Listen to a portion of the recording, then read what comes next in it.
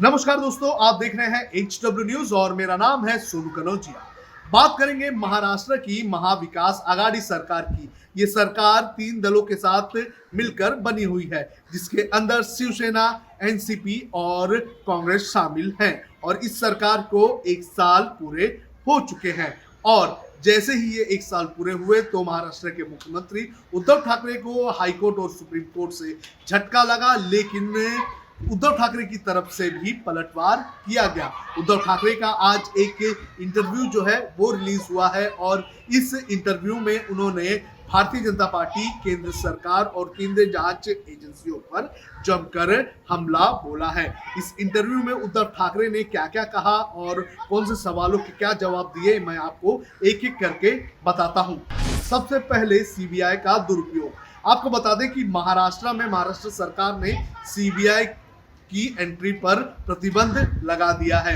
यानी कि जो सीबीआई है वो अब महाराष्ट्र में किसी भी मामले की जांच जो है वो खुद से आगे कर नहीं कर सकती है। अगर महाराष्ट्र में किसी मामले को लेकर सीबीआई को जांच करनी होगी तो सीबीआई को महाराष्ट्र सरकार से इजाजत लेनी होगी। कुछ दिनों पहले महाराष्ट्र सरकार ने जो आम सहमति सीबीआई को दी थी उसे वापस ले ली है।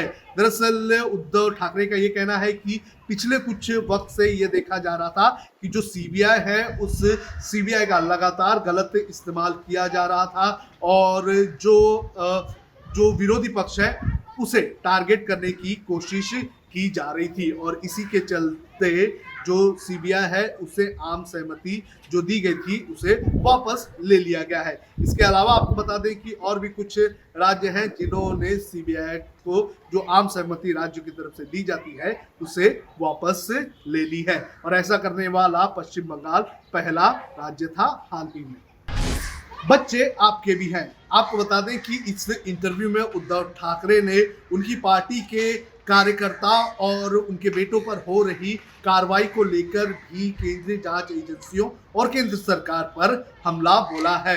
आपको बता दें कि उद्धव ठाकरे ने इस मुद्दे पर बयान देते हुए कहा है कि जो कार्रवाई हो रही है वो बदले की भावना के चलते हो रही है। और ये भी उन्होंने कहा कि जो करवा रहे हैं ऐसा उनके बच्चों को लेकर भी जानकारी उनके पास है, लेकिन महज बदले की भावना के चलते जो है वो कार्रवाई नहीं करना चाहते हैं। लेकिन गौर करने वाली बात ये भी है कि जब आज बॉम्बे हाई कोर्ट ने कंगना रनावत के बंगले को डिमोलिश करने के मामले में अपना फैसला सुनाया तो उस वक्त बॉम्बे हाई कोर्ट ने ये कहा कि ये जो कार्रवाई की गई थी ये मैलाफाइड इंटेंशन के तहत की गई थी, यानी कि बदले की भावना के चलते कार्रवाई करने का आरोप उद्धव ठाकरे पर लग चुका है। मैं नामर्द नहीं हूं। आपको बता दें कि उद्धव ठाकरे ने आज इस इंटरव्यू में ये कहा कि मैं शांत हूँ, संयमी हूँ। इसका मतलब ये नहीं कि मैं नामर्द हूँ। अगर सही समय आया तो मैं जवाब दूंगा, लेकिन जिस तरह से बदले की भावना के चलते कार्रवाई उनके परिजनों या फिर उनके जो नेता हैं उनके परिजनों पर की जा रही है तो ये गलत है। महाराष्ट्र की जो भूमि है वो इस तरह के संस्कार जो हैं वो उद्धव ठाकरे को नहीं देती है और सिर्फ बदले की भावना के चलते वो ऐसा नहीं करेंगे। लेकिन उन्होंने ये भी साफ किया कि वो शांत है, इसका मतलब ये नहीं कि वो चुप रहेंगे और समय रहने पर वो भी पलटवार करेंगे। हमने देखा है कि किस तरह से कुछ वक्त पहले महाराष्ट्र सरकार की कार्रवाई जो है वो भी सवालों के घेरे में रही है। सरकार को कोई नहीं गिरा सकता। आपको बता दें कि महाराष्ट्र में जो उद्धव ठाकरे की ये जो सरकार है इसे 1 साल पूरा हो चुका है और ये जो 1 साल पहले सरकार बनी थी ये भी काफी नाटकीय अंदाज में बनी थी, क्योंकि उसके 2 दिन पहले जो महाराष्ट्र में एनसीपी पार्टी के नंबर 2 हैं अजित पवार, उन्होंने देवेंद्र फडणवीस यानी कि बीजेपी के साथ गठबंधन करके उप मुख्यमंत्री की शपथ भी ले ली थी।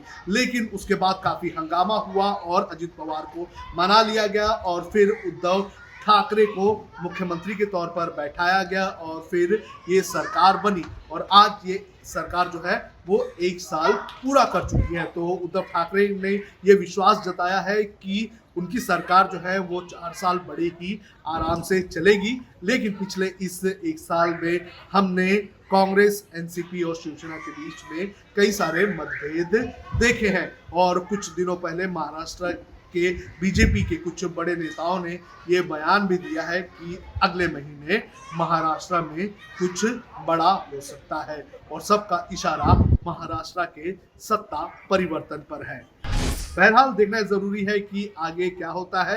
लेकिन उद्धव ठाकरे ने आज इस इंटरव्यू में केंद्र सरकार, केंद्रीय जांच एजेंसी, भारतीय जनता पार्टी और भारतीय जनता पार्टी के महाराष्ट्र के नेताओं पर जमकर हमला बोला है।